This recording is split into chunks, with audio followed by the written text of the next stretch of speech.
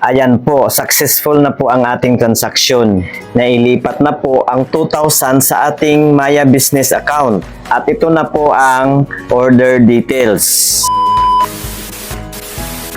Magandang araw po sa lahat. Welcome back to my YouTube channel. Sa mga bagong pasok pa lang po sa aking channel, my name is Melvin, and for today's video ay nais ko lang pong i-update sa inyo na gumagana pa po ngayong 2025 na ang Pay Later ay pwede pang i-convert to cash. Ang kailangan pa rin natin dito guys ay syempre kailangang verified na po ang ating Pay Later account. Kailangang may Maya Business account na po tayo. Sa mga wala pang Maya Business account guys, ilagay ko na lang po ang link para sa tutorial nito dyan po sa baba sa may description area sa video ito. Pakiclick na lang po. At sa pag-cash out nito guys ay sa pamamagitan pa rin ng ating GCash account.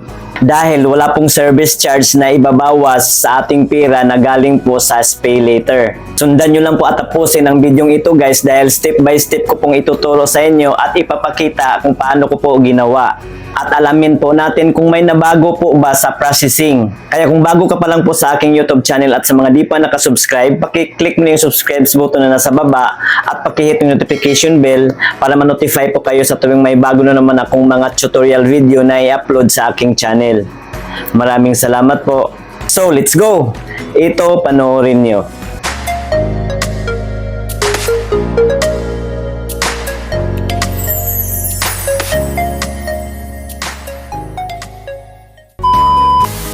So ayan po guys, ang una po natin gawin ay open muna natin ang ating Maya Business account.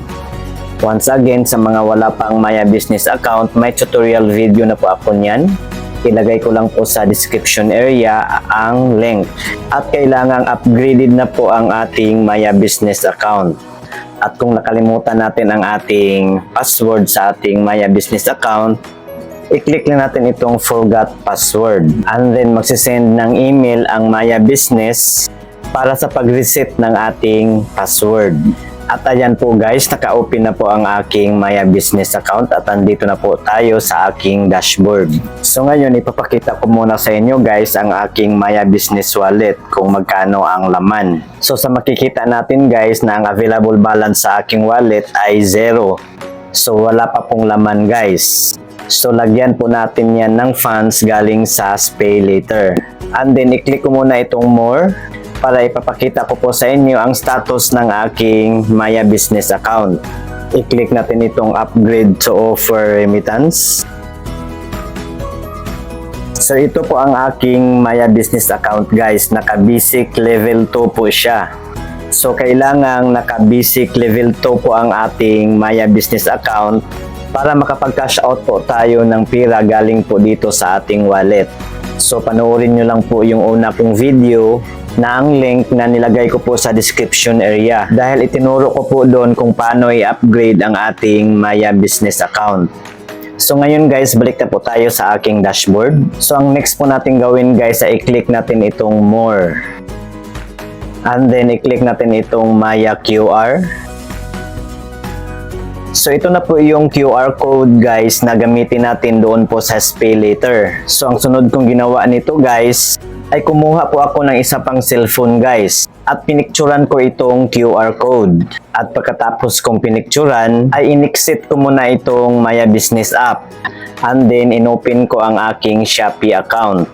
At dito sa dashboard i-click natin itong Me.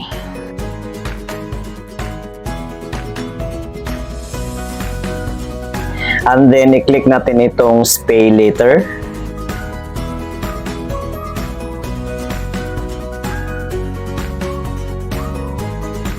At sa makikita natin guys, ay may upcoming due date po ako guys na kailangan ko pang bayaran. So, kahit may outstanding balance pa po tayo sa Pay Later na hindi pa nating nabayaran, ay pwede pa po tayong mag-convert to cash. As long as may available credit limit pa po tayo. So, ang sunod po natin gawin guys ay i-click natin itong Scan to Pay by Pay Later. So, dito natin i-scan yung QR code na pinicturan natin sa isang cellphone natin. Ganito po guys, ayan po. At kapag ma-detect na po iyan ng scanner, ay automatic na po iyang magni-next. So, ito na po ang next guys. pay to. So automatic na po yung nakalagay ang ating pangalan na nakarehistro sa ating Maya Business account. At dito sa pay amount guys, dito natin ilagay yung amount na gusto nating i-convert to cash or gusto nating i-transfer sa ating Maya Business account. Halimbawa sa akin ay 2,000 pesos. At pagkatapos niyan, i-click natin itong next. So dito na po tayo sa confirm payment. Dito na po tayo mamimili ng ating payment method. Kung ilang term natin babayaran ang 2,000 pesos. May 4 na term pa rin tayong pagpipilian.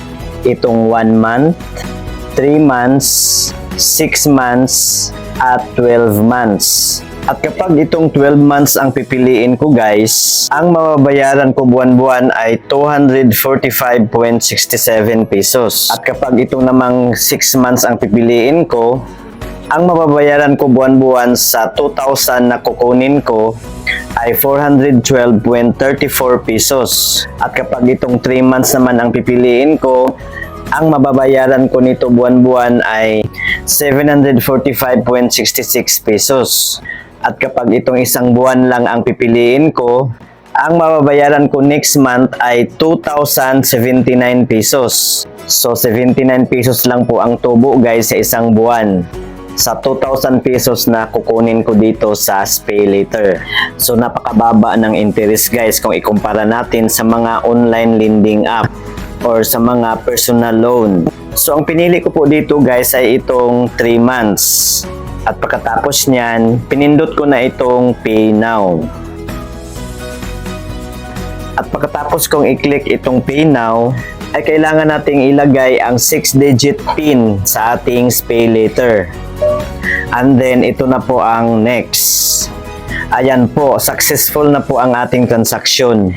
Nailipat na po ang 2,000 sa ating Maya Business account. At ito na po ang order details. So ngayon guys, i-exit muna natin itong Shopee. Balikan na naman natin ang ating Maya Business account. And then tingnan po natin ang laman ng aking wallet. At ayan po guys, pumasok na kaagad ang 2,000 pesos na galing po sa SpayLater. So ngayon guys, panahon na para ating i-cash out. So ang sunod po natin gawin ay i-click natin itong deposit to bank. So gusto ko pong i-cash out lahat guys yung 2,000 pesos. So ilagay ko po siya dito sa amount. And then dito sa transfer to this account, i-click lang natin itong may box guys, itong may nakalagay na choose bank. Para makapili po tayo ng bangko or e-wallet kung saan natin gustong i-transfer ang ating pera dito sa Maya Business. Halimbawa sa akin, ang pinili ko po ay ang aking GCash account. Dahil tulad ng sinabi ko, free lang po ang service charge. Wala po tayong babayaran. So i-click ko lang itong G-Exchange or GCash. And then dito sa account number, ilagay lang natin dito ang ating GCash number.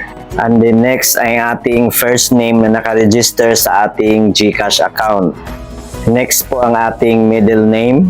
Sunod ang ating last name. Next po ay ang customer cellphone number. Pwede rin ang ating GCash number pa rin ang ilagay dito. Pwede rin kung may iba tayong number, pwede rin natin ilagay dito. Next po ay kailangan po nating lagyan itong purpose guys. Halimbawa, ang nilagay ko po ay loan. Itong remarks guys ay pwede nating hindi nalagyan ito kasi optional lamang ito. At pagkatapos nating ma-fill upan guys, i-double check natin yung mga detalye na nilagay natin guys. Baka may mga maling spelling or mga maling detalye. At pagkatapos niyan, i-click na natin itong next. Transaction review. So, re-reviewin na naman natin guys yung mga detalye na nilagay natin. At ayan po, service fee po guys is 0. Wala pong service fee. At pagkatapos na nating i-double check guys, ay i-click na natin itong confirm. And then mag-send ng OTP ang Maya Business sa ating mobile number na nakarehistro sa ating Maya Business account. At dito po natin ilagay ang 6-digit OTP. At pagkatapos niyan, i-click na natin itong submit.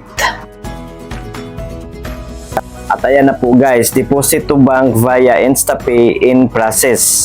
So wala pang isang minuto guys ay pumasok na po sa aking GCash account yung pera na galing dito sa Maya Business.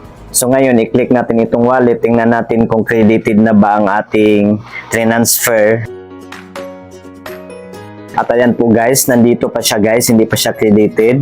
So kailangan lang natin itong i-refresh guys. Ayan. At ayan na po guys, zero balance na po ang available balance sa aking Maya Business wallet. So legit po siya guys, gagana pa rin po siya hanggang ngayon ang SpayLater converted to cash. So yun lang po guys. At sana may natutunan po kayo guys, paki-like and share na lang po sa bidyong ito. At para sa iba pa pong mga katanungan, pakisulat lang po inyong mga tanong dyan po sa comment section sa baba. So yun lamang po guys, maraming salamat sa panonood. See you again sa next kong mga tutorial video. Goodbye. God bless us all.